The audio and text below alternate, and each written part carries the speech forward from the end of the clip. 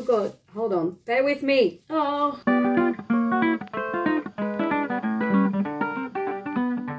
Yes, hello. So after the rant from last week, I thought we could use a sit down chat, awkward story kind of thing, where I tell you about some of the interesting decisions I've made throughout my past life. Yeah, stay tuned, you'll hear. This is my first sip, I'm not even drunk yet and it's still already going downhill, so... Cheers. Warning, this video contains alcohol. I don't actively promote the use of this. So yeah, be smart. Okay? Okay, cool.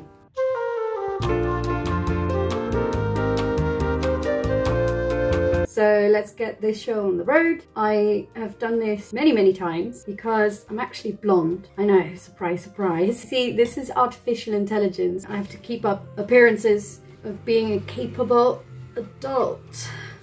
You see? Okay, so I have always dyed my own hair because well, like I've said many times, I'm always broke and we're working on that. But instead of doing something about that, I was just getting creative with how to solve things myself. It's not always gone well. There's been some horrible moments in my hair dyeing career, and one time I actually did have to go to a hair salon because I wanted to dye it from kind of this color to bright neon orangey kind of thing. Sorry for the sound. But the hairdresser actually put up photos on her business Instagram, like before and after videos. We've just started, by the way, hi. But before and after videos of me with a caption like, please don't DIY your hair at home because this is what happens. Oops. It's cheap and it's worked for me now. I mean, what do I have to lose apart from like a lot, you know? Okay. I've also cut my hair many times with just blunt kitchen scissors. And I mean, I haven't dyed so far. It's like a big no-no, but I'm still alive, so yeah. As a kid, I was already really impulsive sometimes. Oh, this is not gonna work, hold on. And we went to this camping at some point every summer because we're like, you know, true Dutch people. You go to the same camping in France every summer. This is a thing. And once I was with a friend and she could do cartwheels and handstands and I could do cartwheels and handstands too. So we thought that was pretty cool about us. We thought that the world needed to know about this, so we created a show and we made flyers and posters all around the camping, and it was for everyone to come that night and see us perform. And it didn't actually say what it was gonna be, but so everyone, you know, came to the cafeteria that night and thought, oh my god, something amazing is gonna happen. And the camping owner was even giving out free lemonade to the kids and all the parents were there. And all we did was kind of just put music on. I think it was Britney Spears. It was probably Britney Spears. And all we did was just do cartwheels and handstands. And then we didn't really know what to do anymore. So she just stood with her legs like wide open and I crawled underneath and was like, ta-da! And I want to say that some parents thought it was adorable, but I felt like the majority of the people there really thought they were wasting their time. It's good that they didn't have to pay money for it. Maybe all the Dutch people came because it said it was free. Also, before I tell more embarrassing moments due to my impulsivity, I just remembered something very interesting about this very particular camping, because when I was 15, my mum and dad had already split up. I'm very lucky that they're still great friends, so yeah, shout out to my mum and dad. But I was at this particular camping with my mum that year, and my dad was like 500 kilometers away somewhere else in France. And that summer I met a boy who worked at the camping, and he was French and gorgeous. And obviously when you're 15 and you meet a 17-year-old very hot French gentleman, stuff happens. And wait, no, oh, see, this is what happens when I do this and talk to a camera in the meantime, because this was not supposed to go this way, but you know, we're making it work. Obviously stuff could happen, and I did for the first time in my life have a very cozy night. And when I came to my mum that night, she immediately knew what had happened because mum radars are insane. Luckily my mum and dad are in great contact still as well, which is nice, apart from the fact that then she texted my dad, who was 500 kilometers away, about that this thing had happened for the first time to their daughter. I guess it's like a big moment even for a parent. And then one day after this happened, my mum and we went back home to the Netherlands, and my dad cancelled the rest of his week, drove 500 kilometers to our original camping. He drove there just to shake this young man's hand and be like, hello, I'm her dad. Yes, I'm Jorieke's dad. Hi. And I didn't even know that this happened until a few days after, when that boy sent me an email saying, hey, did you get home well? And also I met your dad. Well, I thought he was like super far away. So now I think this story is really hilarious. But back then I really did not. Hey dad, I love you for it. It's a great story to tell now. Maybe it gets me more subscribers, who knows? So let's get back into embarrassing moments that I have inflicted upon myself. Because recently I had a classic Eureka moment of impulsivity. For the people that don't know me, by the way, and that are wondering what that whole Eureka thing is about, that's just because my name is spelled like this. And usually to English speakers that sounds like Jorieke. The whole Eureka thing is because that is similar to my name. So just so you know. Oh my god, no. I haven't even taken a sip of wine since that first one. It's just, this is pure me. Speaking of, I would like some wine. Oh, yes. It's actually pretty good. It was like €3, but it's not bad. Anyway, I recently had a moment of impulsivity. Oh dear. I have been talking about getting pets for years because I love animals so much, but I've always been allergic to them. And I said to my boyfriend in February, I think, what if we get some fish? Wouldn't that be cool? And he was very much against this idea. I brought this up a couple more times, and every time I did, my boyfriend said no, because we don't have the space for it. It's a lot of effort to clean it, and no, I just don't want it. I veto this. Until one day I woke up and it was a beautiful sunny morning. He went away to work for the entire day, and I woke up kind of feeling euphoric because the weather was really nice, and I'm very impressionable, so yeah, it doesn't take a lot with me.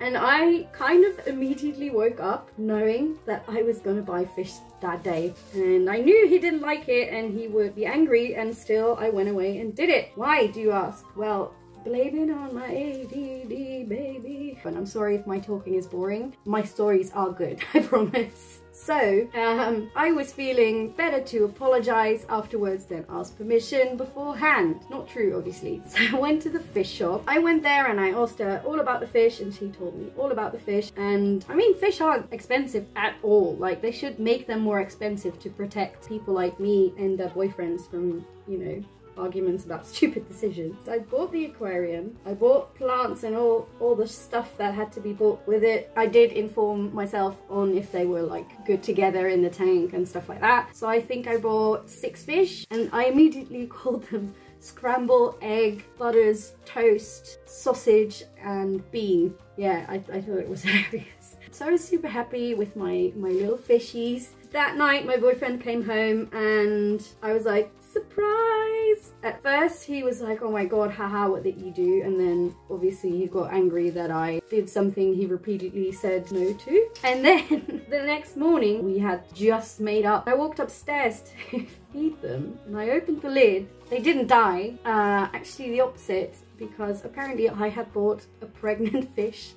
So when I opened the lid there were 11 tiny little fish babies in the tank. My boyfriend obviously didn't like that, but he also thought, you know, he saw the humor in it, like, oh my god, are you kidding me? It was very adorable to see them grow up, but they grew up very fast, and dad has passed away. Very sad. It was just mum and her 6 little baby fishes. And sorry, one of them was male. It turns out, oh god, hold on, bear with me. I can finish a story, I promise. Oh, I'm so gentle usually. Wait, hold on. The little happy male fish is now right in the middle of his puberty, and he's like, oh, puberty's so fun. Let me get all my sisters and my mom pregnant. And that's not all of it, by the way, because I also have 2 female shrimp in there, or prawn, if you will, and they are also knocked the fuck up right now. They are very pregnant with like a gazillion eggs, so it's gonna get very cozy very soon. Anyway, that was my impulsive fish tank buying, oh god, what am I doing, moment story thing. Next! Okay, wait, I want to take a sip first. Hi. So, yes, on to the next one. I wrote them down because, you know, how am I gonna remember everything? So, I travelled Asia and I totally found myself. No. I was in Thailand and I had always wanted to get tattoos because I thought tattoos were super cool, and they just happened to be super cheap over there, which was great. I didn't even put that much thought into what I wanted because I always wanted a tattoo but never actually knew what it was I wanted, and I was like, oh, maybe I can commemorate it with like something that has to do with traveling or something. I don't know. Well, if you Google compass tattoo, I think the first one you see is the one I have. So I went to this shop and it was this lady who didn't really speak any English, but her shop looked very clean. So I thought, I trust you. And in the meantime, if you're thinking, why doesn't she brush her hair? And that's because my hair is so dead that if I do brush my hair, almost half of it comes out. We're working on this with a lot of hair masks, but yeah, my hair is a bit sad. I'm great at telling a story, aren't I? So I showed her this picture of the tattoo, and the next day she had a free spot and I came there and she said, okay, sit down. And then she like gestured to me like head there, which was like in the sort of massage seat. And then she went to the back for like 20 minutes. She came back and she didn't say anything to me and I was like still in the chair, and she just put it right where I told her kind of I wanted it, in between my shoulder blades. Usually if they put the stencil on you, you get to like look in the mirror, see if you like it, but she didn't have a mirror and I had never gotten a tattoo before, and I was like, I showed her what I wanted, and so I'm getting that, I guess. And then she started tattooing me, which hurt a lot. I hated it, and when she was done, I think it took 45 minutes. I also couldn't see what she had done because she had no mirror, so I went back to this like very tacky hostel I was staying in. I saw what she had done in the mirror and I was like, I don't think that looks very good. It looks good, but it also does, wait. But I also couldn't really see, so I asked someone in the dorm to take a photo of it. At first you might think, that's not that bad, but I want you to take a couple of moments to actually really look at it. I'm delighted about what she has tried to do with like the little squarey things, because if you really like follow them, like follow the circle, she's like obviously lost her way somewhere. Also, it kind of looks like a circle on this photo, but when I sit like as I usually sit, it 100% looks like an egg. So yeah, don't get a tattoo in Thailand unless you know they're really, really good. Also, maybe make sure what you want, because I don't regret having it, but I also don't love it. Anyway, next! So the next one is during the 7-8 years since I left high school and I didn't know what I wanted to do with my life. At some point I was like, Mum, Dad, I know what I want to do now. I want to become a venologist, or a sommelier, if you will. Actually, no, I think I wanted to become a wine importer, because I had met someone that did that. All I thought he was doing was just go on like wine trips, learn everything about wine, and obviously, I mean, I love wine. This is empty. Let's do something about that. So I looked at what I had to do and they were very proud of me, because they said, okay, even though you don't know what form or shape this should take, but you want to take wine courses and then from there on fly off into the world drinking wine. And they thought that and I thought that too, so this was good. They paid for a wine course, they got me the textbooks for the course, and I even got my own books on natural wine, because I was very passionate about natural wine. I still am, because it's, you know, pretty fucking good. But I read that book on the train once because I had to be on the train and was like, hey, if I read this book, I'm doing something productive, but mainly I just felt really cool that people saw that I was reading a book about natural wine. Also, in the meantime, I'm a bit concerned about how purple it's looking, but on the other hand, well, I guess we're having purple hair. I was going for brown, by the way. I didn't even show you the box. This is the box. Beep, boop, beep. So going for brown, but I'm seeing purple undertones. But hey, happens to the best of us. So I read that book just once on a train to look cool, and I don't think I've read it ever since. I went to the wine course and I thought it was super interesting, but I noticed that I couldn't name any of the things I tasted by myself, because they asked like, what do you taste now? And then people said, oh, I taste roasted marshmallows but with a hint of elderflower. And actually when they said it, I was like, whoa, you're right, I actually do taste it as well. But I could never come up with my own stuff. I was just like, it tastes like wine. I taste that it's different, period.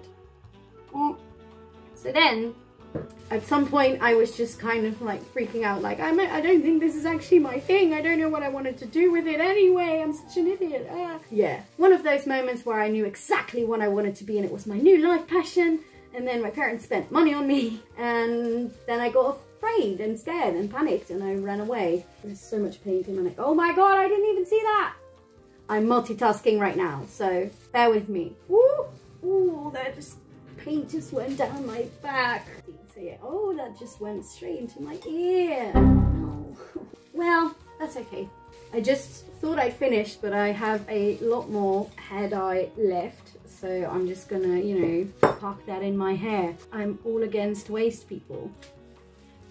Anyway, I also remembered this other moment that was quite embarrassing that happened to me like 2 months ago, and it's not necessarily a moment of impulsivity. Well, maybe it is, I don't know, but I just thought it was funny and wanted to share. I had to go somewhere on a train and I ended up taking the wrong one because I wasn't paying attention, because yeah, I just wasn't, and I ended up at the airport because that was the first stop. Oh wait, yes,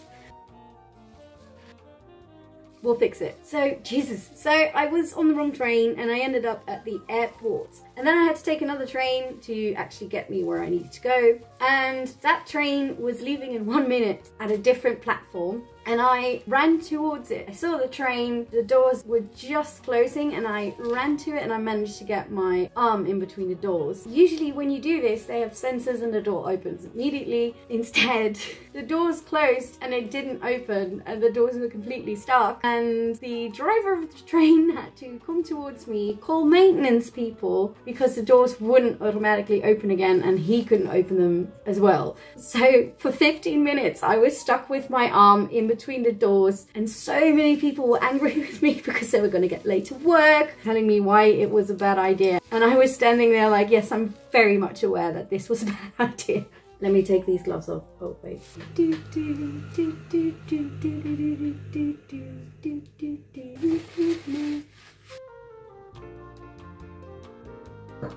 In the meantime, I realized that I could also do my eyebrows with the leftover hair dye. Oh no, that's such a bad idea. But you know, oh god, trust me, I know what I'm doing.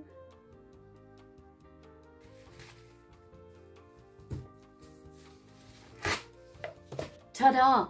They look kind of okay. Okay? Thank you. Anyway, how are you doing? It's fine, and nothing's gonna go wrong. I'll make it work. I'm gonna go shower and I'll make it work. I promise. Hold on.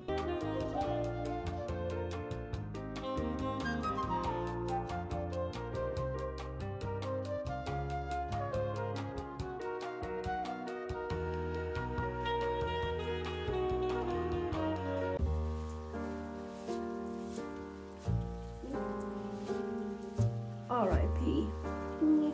A lot happened. I'm sorry about the bad quality, but my phone has decided to stop working at all.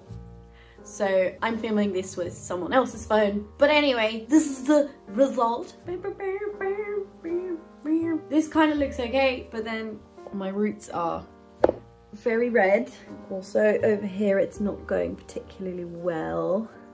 But yeah, we're just gonna make do. Luckily, one can fix that with root spray.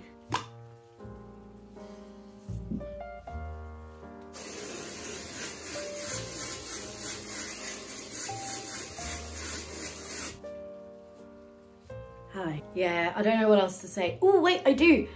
This month, October, is ADHD Awareness Month. See how sober I look right now? Oh, yes. So we're going to be doing a lot of cool stuff and a lot of interviews and raise awareness and stuff. Also, please let me know in the comments what you want us to do on this channel. Well, I say us, but it's just me.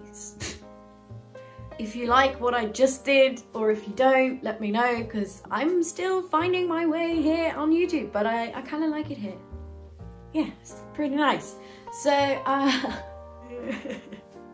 cheers to that, and I will see you next week. Bye!